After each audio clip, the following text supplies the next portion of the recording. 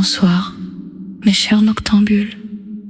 Ce soir, on va plonger dans un monde enflammé. This is the story of a man who kept mistaking the spark for the fire. Il croyait que ça vivait dans le sang, in the message that arrived too late at night and made him smile before he had even opened it. The first shift in the air was never lost on him. The glance held half a second too long. The touch that arrived by accident and stayed by choice. The delicious little question. Do they want me too? He loved that question, maybe more than he ever loved the answer. Il aimait cette seconde suspendue. That tiny distance between wanting someone and knowing you could have them. And then came the plunge, the reply. For a little while, he felt chosen, alive. But something strange always happened after that. The fire changed.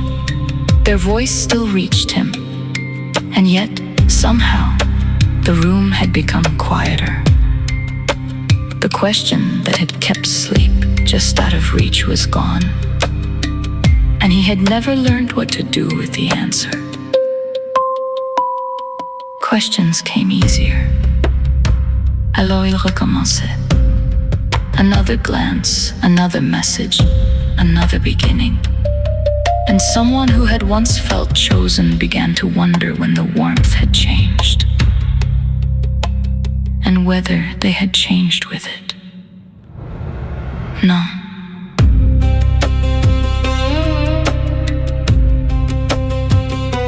The distance had not begun with them. It had opened somewhere quieter.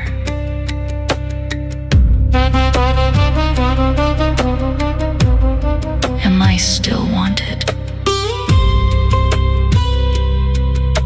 The question would flare again. And somewhere in the dark, the candle kept burning from both ends. For a while, it looked like twice the light. No one was watching the wax. Restez encore un peu dans l'ombre, mes chers noctambules. This is the pulse of almost.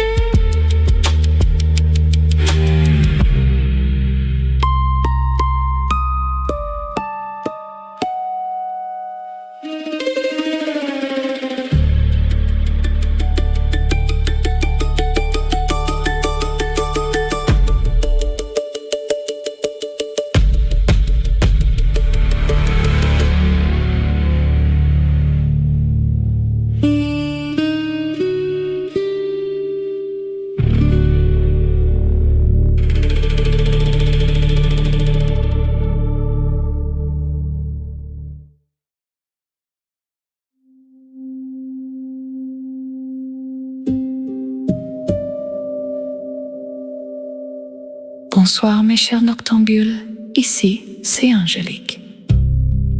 This is the story of a woman who thought enough could be delivered to the door. One beautiful dress. One little book for the person she planned to become. One more hour scrolling past midnight. One more little thing arriving at the door. Different things, same little promise. She did not think of herself as excessive. She worked hard, she paid her bills, she deserved nice things. Nothing extravagant, just little treats. The anticipation was almost part of the purchase. The knock at the door, the sound of tape pulling away from cardboard, the little second before she saw what was inside. Sometimes the pleasure lasted until dinner, sometimes not. Then there was another tab to open, another sale. Another thing she had not known she wanted 5 minutes earlier. Just one more. Soon the boxes were not the problem. The needing was. Things began arriving faster than they could be enjoyed. Some never left their packaging. Some arrived before the last ones had found a place.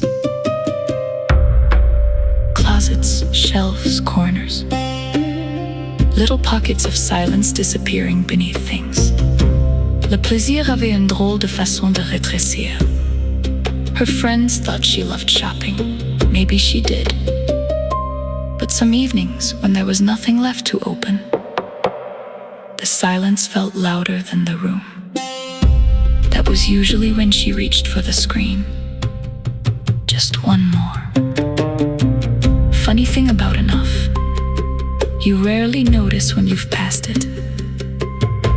The room had filled, the hunger had not.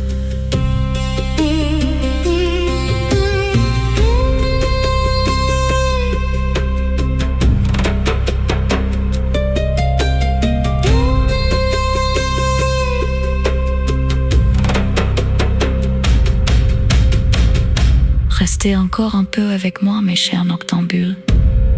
There is still room for one more. This is the room full of nothing.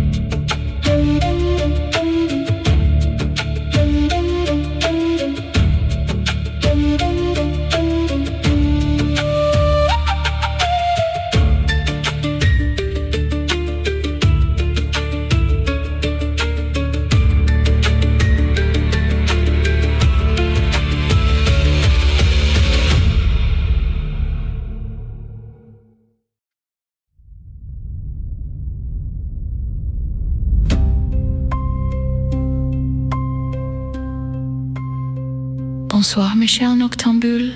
Ici, c'est Angélique. This is the story of a woman who liked to call herself a soccer mom.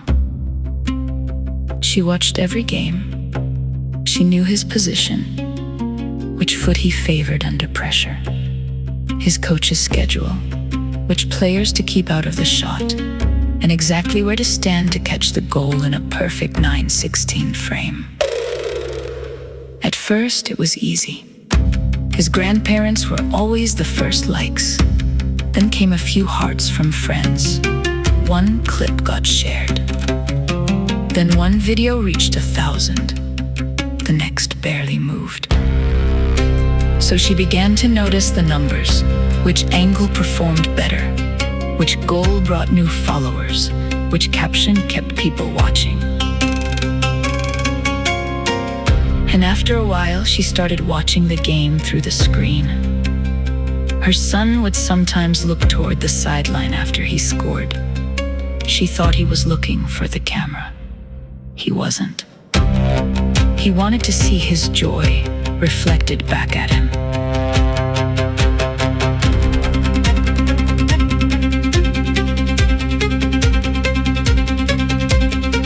But the clips were doing well now. There were numbers worth protecting, views that could fall, followers who could leave, a little green arrow that could point down instead of up. And somewhere along the way, the game stopped ending when the whistle blew. Funny thing about views, you can count thousands and still miss the one that mattered. Écoutez bien, mes chers noctambules.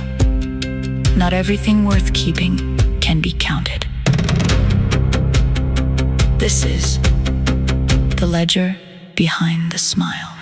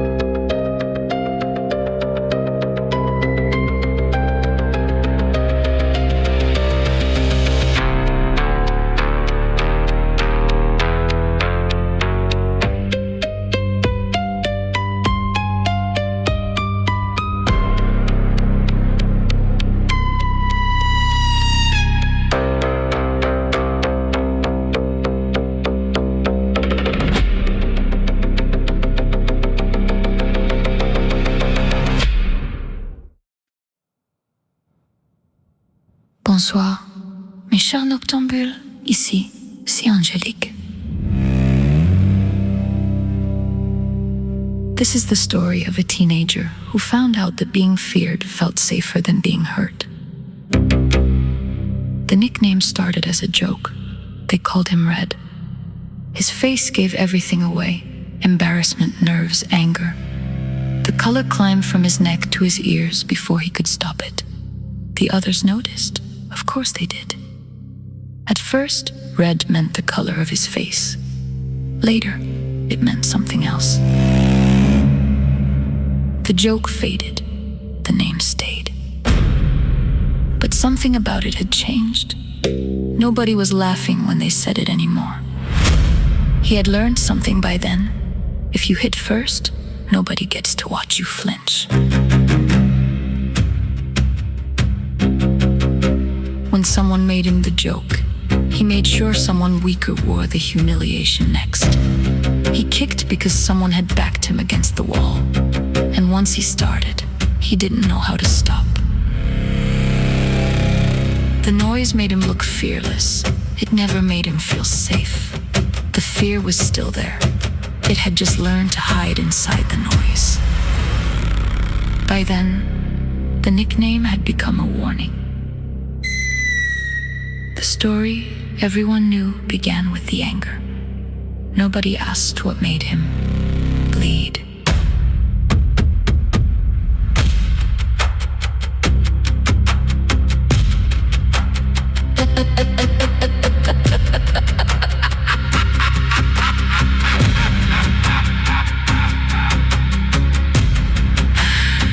Écoutez bien, mes chers noctambules. Some names are given lightly. Some are earned in darker ways. This, they called him Red.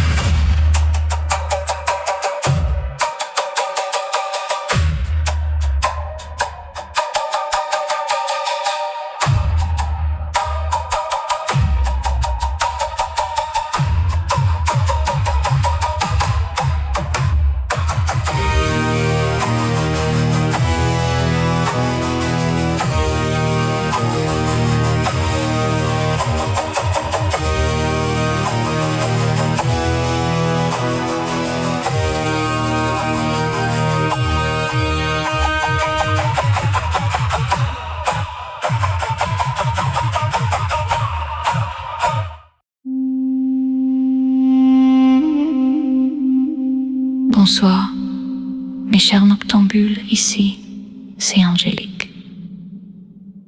This is the story of a man who learned too late that sharing a home is not the same as sharing a life. She had been gone long enough for the house to feel empty, but pieces of her remained. Her perfume on the blanket, her teacup in the cupboard, her key by the door. At first, there had been a sofa there. She sat in the middle, so whichever side he chose, he would be beside her.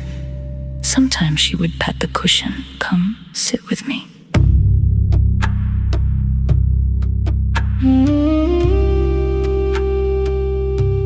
There was always something more important, the game, the email.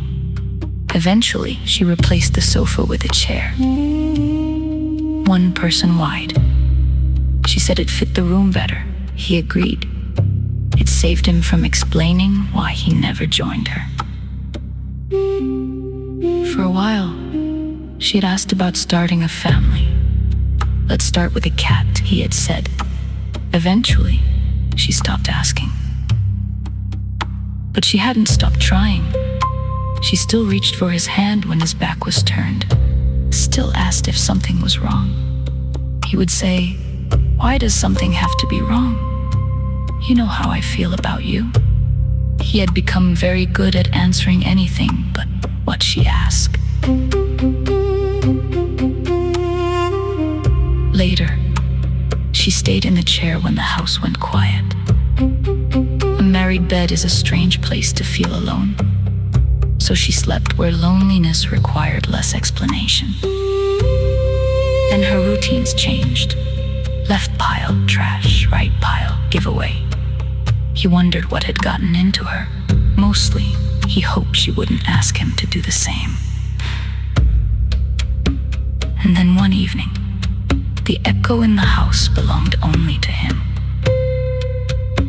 Her books were gone. Her clothes no longer hung in the closet. The chair remained. So did his cat.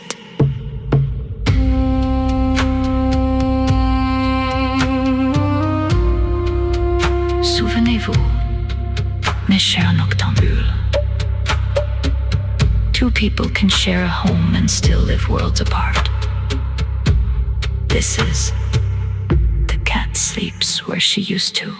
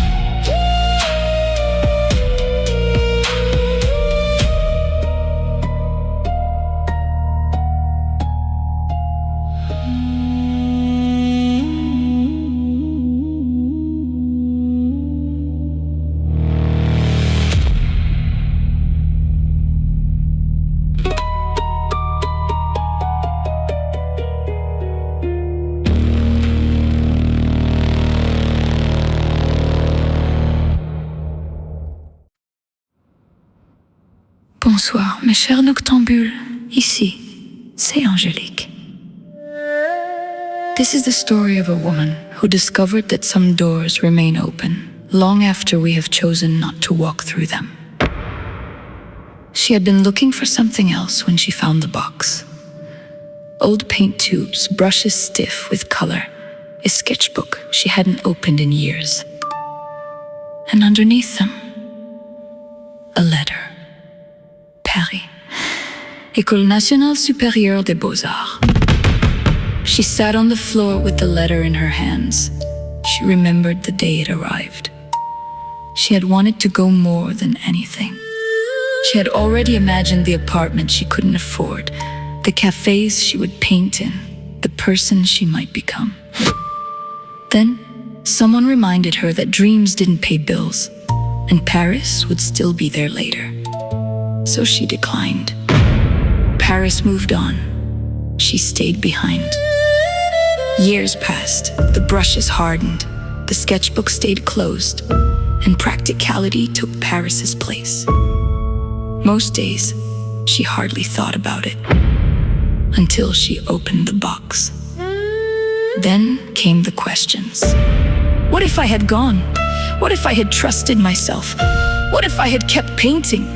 What if the life I wanted had been waiting beyond the one I chose? She unfolded the letter again. Nothing had changed. But now she could see everything that hadn't happened. The studio, the paintings, the woman she might have become. That is the danger of sorrow. Memory stops looking backward and starts casting shadows over what is still ahead. She folded the letter and placed it back in the box. Then opened it again. Souvenez-vous, mes chers noctambules. Sometimes the hardest life to grieve is the one that never happened. This is the shape of if.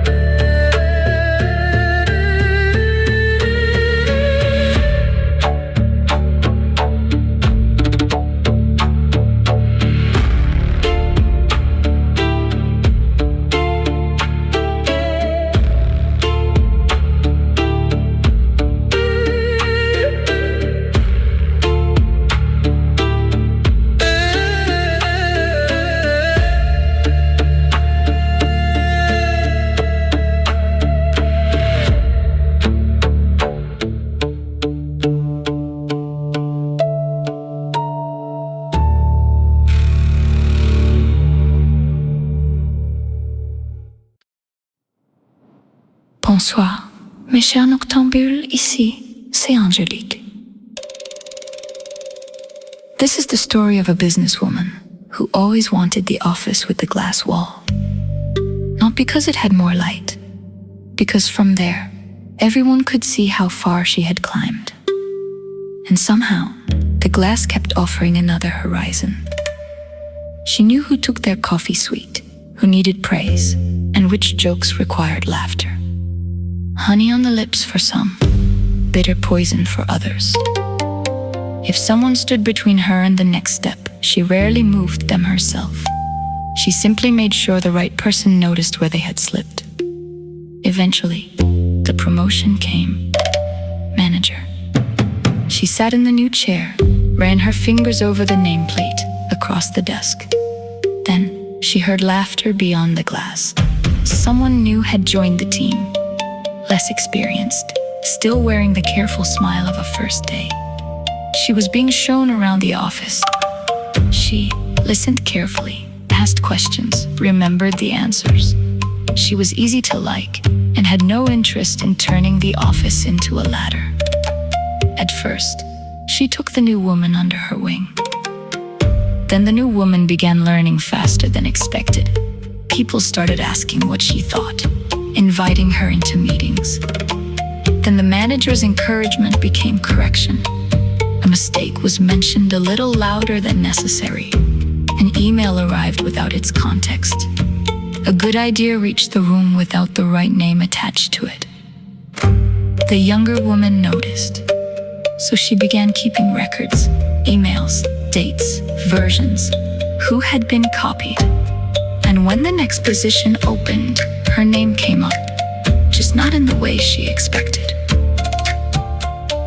The emails were there, the dates, the altered threads, the ideas that had changed hands. For once, she was not the one pointing out where someone else had slipped. She was the one being asked to explain.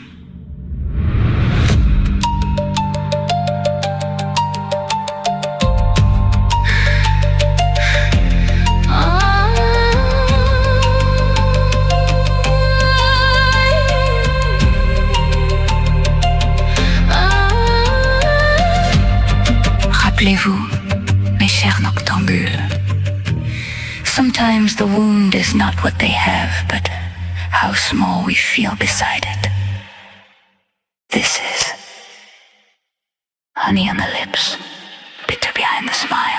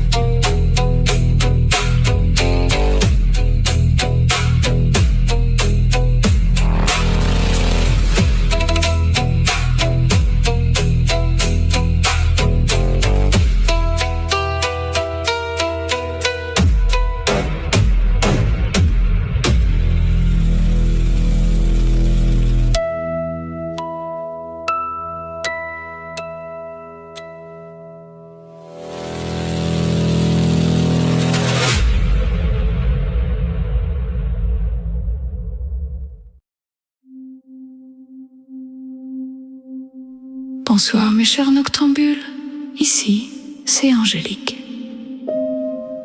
This is the story of a man who had learned how to enter a room before he ever opened the door.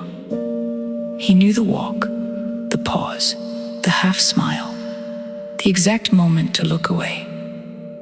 In his mind, people noticed the suit, the watch, the car waiting outside, especially that. He liked the key most. Small enough to fit in his hand, expensive enough to speak before he did. He would leave it where it could be seen, never obviously. He had perfected the art of appearing as though none of it mattered, and perhaps that was the most important part, because underneath the polish, something was always burning. He wanted to belong, but not beside, above. He wanted the room without ever needing the room. He wanted admiration without admitting he needed to be admired. And every time someone else seemed richer, sharper, more wanted, more certain, the heat rose. Not enough to crack the surface, never that. The posture stayed loose, the voice stayed even, and no one in the room was meant to see the cost of keeping it that way. He never had to say he was above them. He only needed the room to believe it. Voyez-vous, mes chers noctambules? Sometimes pride is not confidence. It is the refusal to stand on equal ground. This is the Gilded Key.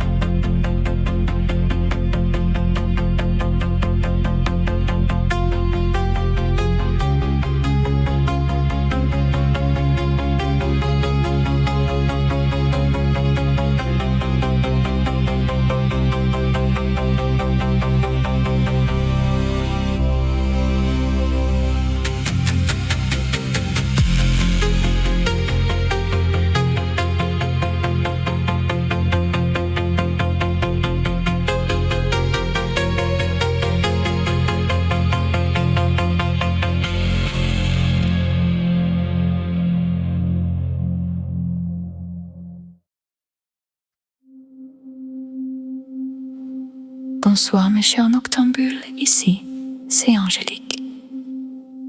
This is the story of a 19-year-old who tonight believed he had made the perfect reel. He checked the lighting, trimmed the beginning, changed the song, then changed it back. Then watched the whole thing 6 times before uploading it, just to make sure the version of himself on the screen looked effortless. The username said, "Vain for glory." The caption said, "Look at me!" It was more honest than he realized. He posted it and waited. A minute, 0 views. 5 minutes, still 0. Everything was where it should be. The light, the sound, the version of himself he had chosen to show. It looked right. So why did the silence feel like an answer? Another minute passed, still nothing. It is a strange kind of silence. The silence of entering a room carefully, carrying something you made with both hands, placing it where the world can see it, and realizing no one seems to know it's there. He refreshed again. Of course he wanted the views. But by now, they had begun to mean something more. He wanted the screen to confirm that someone had seen him, that he had reached someone, that he had not disappeared into the scroll. But numbers are poor witnesses. They can tell you how many people stopped. They cannot tell you who you are. Voyez-vous, mes chers noctambules? Sometimes the need to be seen becomes so loud that being known is no longer enough. And perhaps that is the cruelest part. The screen can prove someone looked. It can never prove you exist. This is proof of presence.